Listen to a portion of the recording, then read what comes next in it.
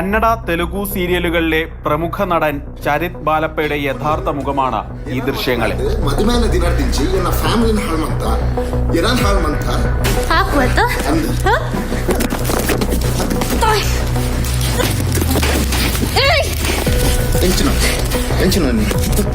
യുവതിയുമായി അടുപ്പത്തിലായ ശേഷം ഇയാൾ സ്വകാര്യ ദൃശ്യങ്ങൾ പകർത്തി.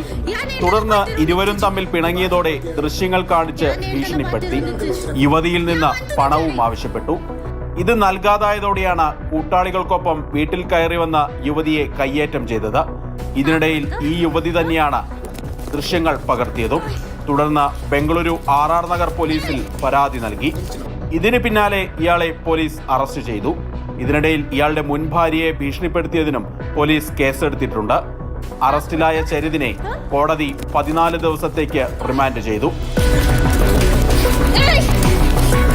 മാതൃഭൂമി ന്യൂസ്, ബംഗളൂരു.